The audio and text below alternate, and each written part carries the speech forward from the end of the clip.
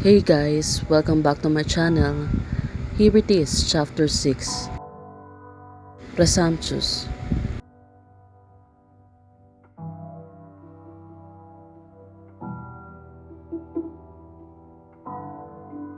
It's looked like she called her assistants. Kwan Han Sin Yinong's personal assistant. Sin.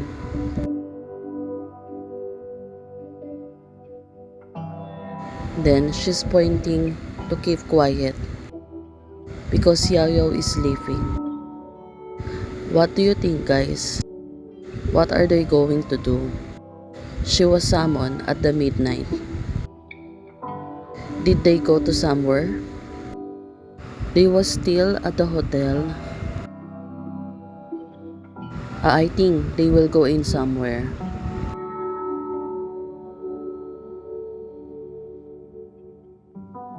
Now, the assistant closed the door silently. She was wearing a mask to cover herself. This is really getting exciting.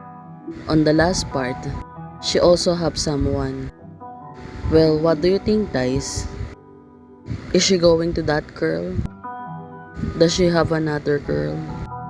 Well, this is really getting more tense. They went down. At 6 o'clock tomorrow, you send a message to Yao Yao saying that I have left beforehand. If she asks about something, just say it's inconvenient to tell her. Yes. She probably wouldn't ask. What do you think, guys? Well, her assistant is looking good also.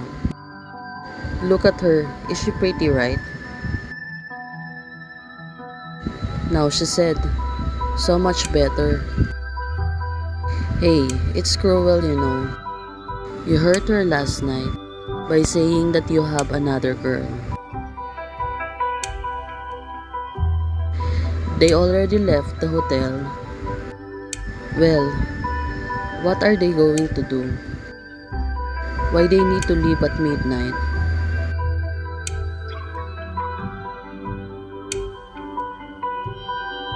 Back on the car, her assistant is watching something on an iPad. Is she thinking something or Yao Yao? Well, I bet you must think Yao Yao first. Her assistant asking her if she want to take home. Find me a hotel. My mother must be asleep. Tomorrow at 9 o'clock in the morning, you come over and take me to the company and go home in the afternoon. Whoa, this girl.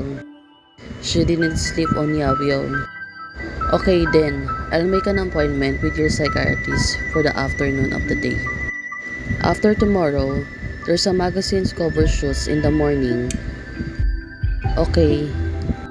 Hey guys, why she have an appointment on a psychiatrist? Is she depressed or something? A mental problem? Well, maybe. Do you want to take a break? Her assistant is asking her. Hey, maybe there is something wrong here. I'm fine. You find out the video that Yao Yao won the award last night and let me take a look. Oh, there is something really wrong here. She's look like she's not in her state of mind. Well, this is a big problem of a big star.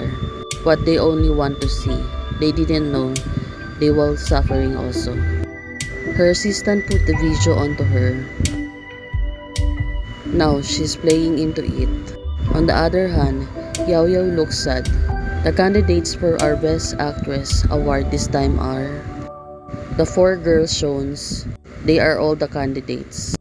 But Yao Yao is the Best Actress winner. The other people are talking about. It seems that one of our candidates is a little distracted. I hope some young actors knows be are more humble and don't be complacent. Just because you have achieved something. Oh, they gossiping about Yao Yao. Is this how Meiwa? You and I were shortlisted for the Gold Award 3 times before but you lost to me and end. Well, this was all happening when you have rivals. They will always put you down no matter what. She's just a clown, don't worry about her. I know. Will the short list of the Golden Software Awards be announced soon? Do I have any films to submit? Yes, you have. I just want to see how wonderful her expression will be if she loses to me again. Well, that was so fast. She already thinks how to get her back. No one's gonna bully Yao Yao, right? It's just that last night, I deliberately missed the award ceremony.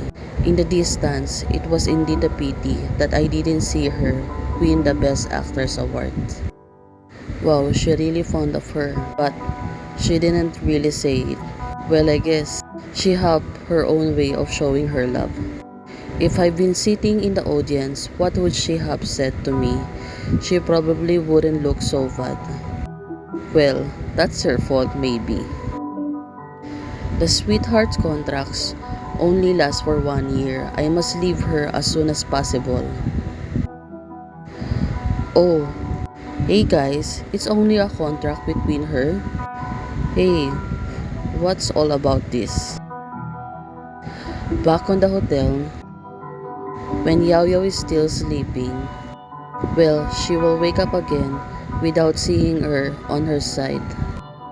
Well, of course, she will be sad. Your sleeping pills. Are you here for? But since you drank tonight, I'll ask the front desk to bring you some sovereign tea and eat later. Well guys, she was confirmed suffering on mental illness. Thank you. Well, what really happened before? Why she's really suffering from that? Oh God, this is more sad. Sadder than I thought. Well, at least she's still an artist. I bet Yao Yao didn't know this. Her assistant was really beautiful.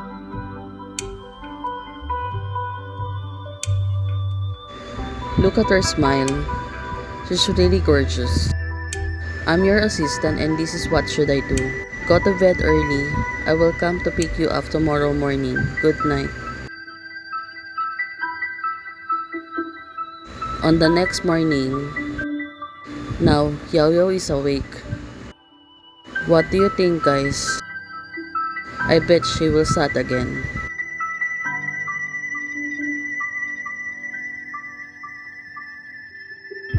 She was left alone.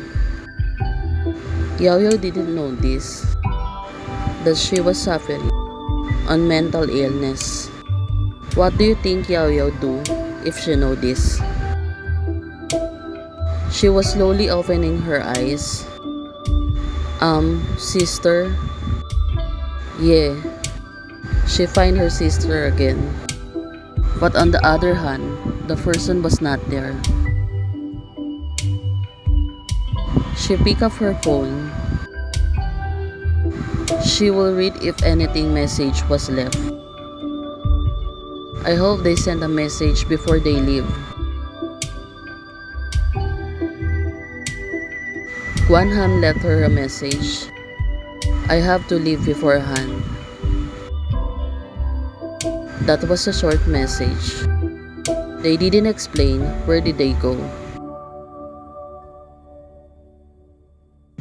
Look at her face. She was really sad again. I have been with her for so many years, but I don't even have any contact information with her. I can only contact her through Guanhan. On the other hand, why didn't give her a contact information?